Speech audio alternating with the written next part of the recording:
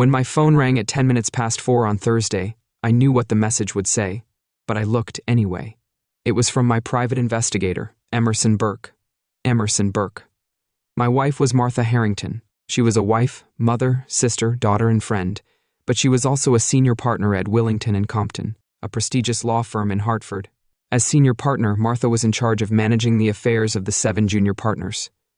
She held 2 mandatory meetings per week for the junior partners on Monday mornings at 10, on Tuesdays and Thursdays at 4. Each meeting started on time. Anyone who was late got a telling off from Martha throughout the meeting. The sheriff who served Martha with the divorce papers interrupted the meeting at 2 minutes 4 on Thursday and did as he was ordered. "Mrs. Harrington, your husband wants a divorce. You have been officially served. Served after 23 years of marriage. I knew my wife well. She was utterly humiliated after being served in front of her own staff. Despite the anger that gripped Martha, she didn't rush home. Instead, she closed herself in her office and began going over the divorce petition as only an experienced attorney can do. I knew that a first reading of the served documents wouldn't give my wife all the answers she needed. I listed the classic irreconcilable differences as the reason for divorce. Martha exhaled a sigh of relief when she read that adultery wasn't listed as a reason for divorce. She suspected that I knew something about her long-term affair with Michael Kinsley, a married 29-year-old associate of the firm. She had been having an affair with Michael Kinsley, who is 29 and married, and who works at the same firm. As for property in the divorce, we must divide the proceeds from the sale of the 7. The house is 300 FT2, 678 SQ, M, and our summer home is on the banks of the Connecticut River. Martha keeps her pension and I keep mine. The bank and checking accounts will be divided after all debts are paid off. We each made a fair amount of money, so there was no need for alimony. What confused her when she got to the end of the legal documents was that the very successful engineering firm we owned for 3 generations was not listed as an asset. Martha knew my divorce attorney by reputation and had recommended her to several people. Martha had said many times over the years that my attorney was a shark, so she was surprised that someone so well respected in legal circles could be so careless as to not mention this business. I knew she would suspect a catch, but she wouldn't know what it was. Martha reread the documents in detail to be sure that Michael Kinsley, her love buddy, was not mentioned in them. She then called an emergency meeting of her most trusted partners and associates, who all went through the papers. Together, we started to come up with a plan to deal with her husband. I told them what my life was like before I changed my name. My name is Chris Harrington. I met Martha at the University of Connecticut. She was in her 2nd year of law school, and I was finishing my doctorate in mechanical engineering. We started dating a week after we met and quickly became a couple. We went on a date and had a delicious dinner at a restaurant. While we were walking to the car, Martha suggested that Chris invite me to her apartment. She said she'd get naked for me. We spent the rest of the weekend in each other's arms, and it felt like we couldn't get enough of each other. We made love every day, sometimes quickly, other times spending hours exploring each other's bodies, leaving not an inch untouched. Our sex life was fantastic, and it included risky lovemaking in bathrooms, restaurants, or at parties we attended together. Nothing was off limits except Martha's world-class ass.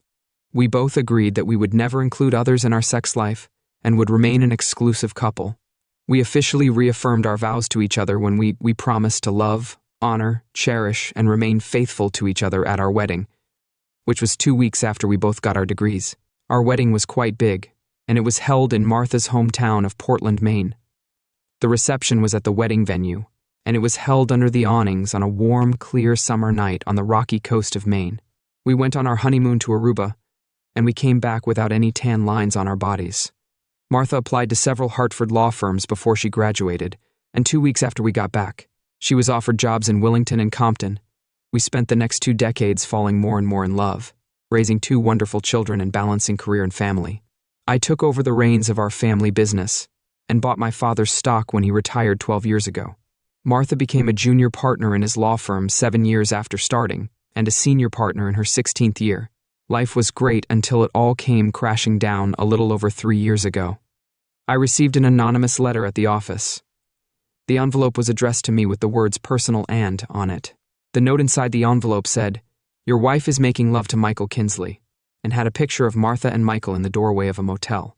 I hired a private investigator, and within 2 months, I had enough evidence of Martha's infidelity.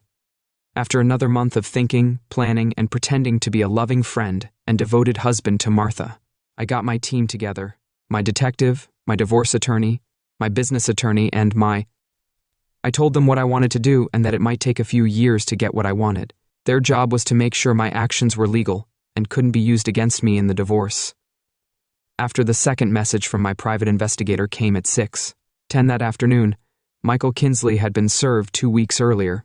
Emerson had met with Rachel Kinsley and told her what the year-long investigation had turned up overwhelming evidence of an affair between my wife and her husband. The detective recommended my divorce attorney, who would be happy to take on her case. I realized that all the plans that Martha's group in Compton had come up with to fight my divorce petition had been rejected because of my wife had listed adultery as the reason for her divorce. Her divorce petition included a detective's report, photographs, and videos.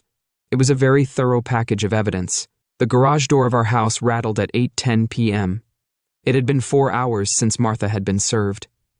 I silently wondered if her war counsel would overtake my 3. After a year of planning, I sat at the head of our 10-person dining table. A second chair was placed at the opposite end, and the other 8 chairs had all been stowed in the basement. I prepared a glass of red wine for Martha and placed it on the table in front of her seat. When I heard the door from the garage to the kitchen open, and Martha called out to me, I took a sip of the slightly chilled bourbon. I heard the tapping of a woman's heels on the floor. She looked into the family bedroom, then my office, and finally the living room before I saw her in the kitchen doorway. Martha looked at me carefully, then looked all around the kitchen. She walked over to a chair. Martha sat down at the far end of the table, reached for her glass, thanked me for the wine, and took a big sip. Several minutes passed before she spoke. "I don't want a divorce," she said. "I know, but I don't want a cheating wife as my wife. Chris, please let's have an adult conversation." "Yes, I had an affair, but I'm not a cheater," I objected. I had plenty of evidence that Martha had been used at least once a month for the past few years, but I'd never had the pleasure of doing the same. Martha was ready to pounce on me, but she held back. She gasped for breath with her mouth open. I watched in silence as she slowly calmed down. "Why would you? You want to destroy Michael's family. He has 2 wonderful children who will now grow up without a father." I had to suppress a laugh, shake my head, and calmly reply, "Did you see Rachel Kinsley? She was knocked out, but she was able to get back up. Her kids will have a new father soon, and I'm guessing he won't be an unfaithful one like your love toy was." There was a short pause, then he continued, "I don't care about this guy's family. He didn't care about anything that involved my family, except maybe your body." Martha clenched her jaws and hissed, "I'm going to ask you to speak to me in an adult manner. Your vulgar language won't help." I cracked a smile, which I knew made her nervous. "Martha, I'm not trying to make things worse. If you don't like my language, you can get up and leave. I swear on all that is holy, I won't stop you." Martha didn't move, as I expected. Instead of answering her question, I looked at the papers I had put in front of me before Martha arrived. I pushed across the desk a copy of the anonymous letter that had been delivered to my office. Martha pulled out a short letter and a photograph. After examining them, she looked at the front of the envelope and read the postmark. 3 years you've known for 3 years, and yet you've done nothing," she said. "I believe you," I replied. "I've done a lot." "Martha, we had a meeting at work today to prepare for this conversation. I had 3 years to prepare, and by the time I finished my last sentence, I could see a shadow of concern come over Martha's face. I didn't want to delve into the subject right now, though. For example, we haven't had a love affair since. I found out that other than a kiss on the cheek, we almost never have any intimate contact. It's been 3 years since you and I had a tender hug, and you didn't even notice it. I thought you'd lost interest in love." That comment made me laugh. "I've only lost interest in love with..." Martha thought for a few seconds. "You haven't made love in 3 years, have you?" I smiled. "I haven't made love in 3 years with you." Martha sat stunned, looking at me. Meanwhile, I continued. "The difference between us is that I have proof. You've been used everywhere you can be used, Chris. Photos and videos. You don't have the same evidence against me. I love you, and I always have. Spending time with Michael meant nothing. It was just stress relief, especially after you stopped making love to me. Don't start, Martha. You're a year. The long-term affair is your fault. Don't blame me." It took her a full minute to calm down, and then she continued, "Despite everything, I love you, and I know you love me. You're wrong, Martha. For 3 years you have lied to me constantly. You broke our wedding vows. You cheated on me and humiliated me in the worst possible way. It took some time for the love to fade, but I don't love you anymore. In fact, I don't even like you anymore. The tears that Martha had been holding back all this time sprang from her eyes. She jumped to her feet and ran out of the room. I stayed in the room, knowing she'd be back soon and that she'd probably be back in attack mode. I was right. When she came back, Martha changed into jeans and a blouse, sat down, and filled her glass from the bottle of wine I'd left on her end of the table. Chris, I think we need to rethink things. I have a great team in my office, and you're going to lose a lot with an outside divorce attorney. I know Sharon Brown, who was my attorney. She's a good lawyer, but I've already found some glaring errors in the petition she prepared. If we can't come to an agreement, I think we need to find a way to move forward together. I'm going to put my team on you. My smiles were clearly having an effect on Martha. I smiled broadly again. The difference between your team and my team is that even this morning your team didn't exist. My team has been slowly and methodically implementing my plan for the past 3 years. Your team will only start the war tomorrow, and my team's work is already done. I let that sink into Martha's brain before continuing. I catch you saying that you love me. I don't know how that's even possible due to. I've been keeping up the pretense for 3 years, but I'll take your I love you. I can almost guarantee that by the time we get divorced, you'll hate me to the core. The funny thing is, everything you're going to hate me for has already happened. You just don't know it yet. You'll never be able to turn our children against me. Martha said, "Calm down. I would never try to turn the kids against you. In fact, I haven't even talked to our kids yet. I want to call them this weekend and tell them that I filed for divorce because of your long-term affair. I'm going to tell my kids and my family that I want them to treat you with respect, and I hope they continue their relationship with you, but that is entirely up to them. If anyone doesn't believe the depth of your betrayal, I suggest they read the detective's report. I suspect you won't want them to see it, so you can just confirm your betrayal." Martha hated to lose. She was beginning to realize that with each of my verbal attacks, she was falling further behind. She lost her cool instead of backing down. "I'm going to take your company away from you. That's the first step in my plan to take Martha down." She thought the threat to my firm would be her ace up her sleeve, but I made her look like a fool. I directed her attack at herself and my company. What kind of company is that?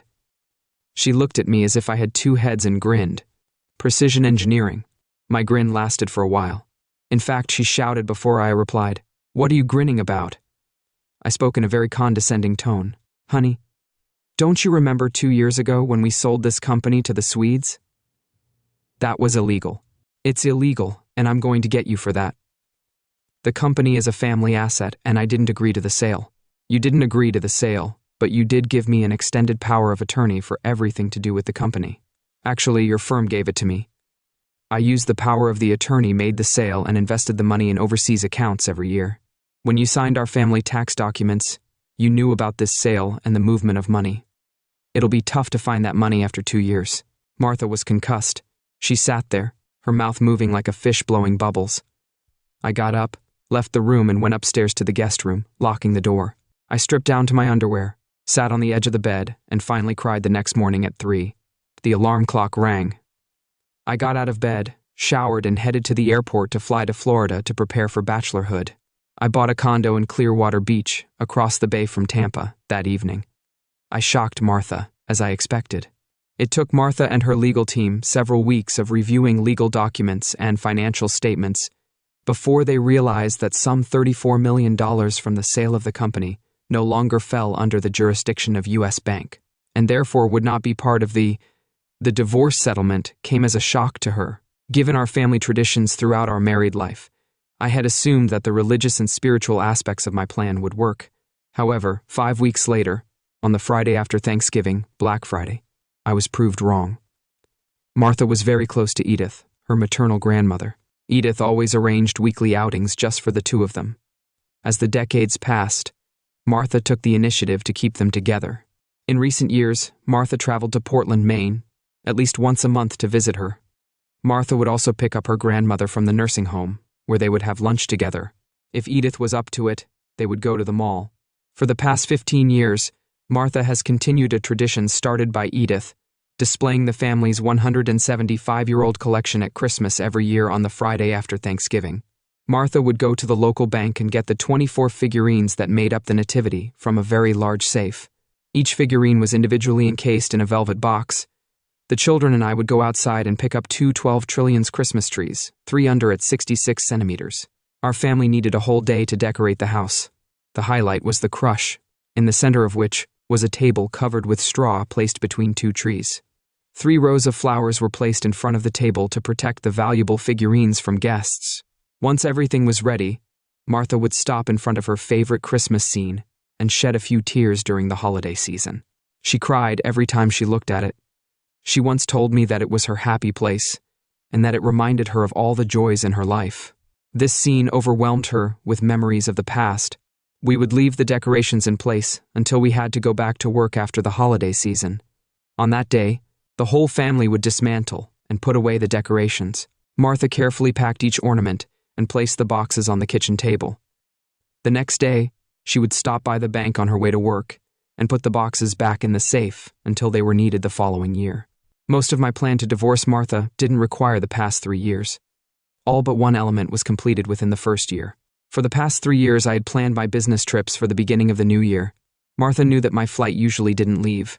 I'd get up around noon, so instead of going to the office, I'd start my day in my home office for the first 2 years. Martha and I had breakfast together on the first day back after the Christmas holidays. Then I'd help her carry the boxed figurines to the car. She'd wish me all the best, kiss me on the cheek, and drive to the bank and from there to work. This year, finally, circumstances came together in the way I'd been waiting for more than 2 years. As we were getting dressed, Martha asked, "Chris, I was wondering if you could do me a favor." I looked at him and said, "Sure, I've got a lot of work to do this morning, but I can drop off the figurines at the bank before I head to the airport."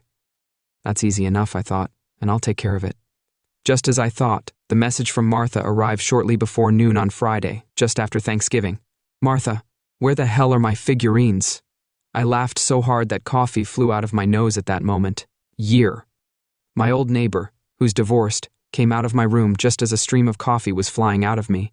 She laughed with me after finding out what happened. She asked me a simple question. "Do you absolutely have to respond to this message, or will you have time to satisfy me quickly before I leave?" We'd already made love after we woke up that morning, but I suspected. I figured that with Kate's impressive skills, I could go another round. Kate quickly showered, got dressed, kissed me goodbye, and left for her house.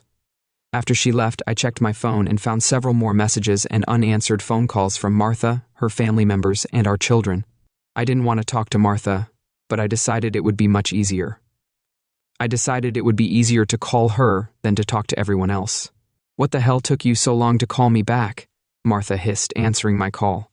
"I want my crush and I want it now." "Of course you do, Chris. You know I'm talking about the figurines. You didn't take them to the bank. The last access record to the safe was when I took them out last Christmas."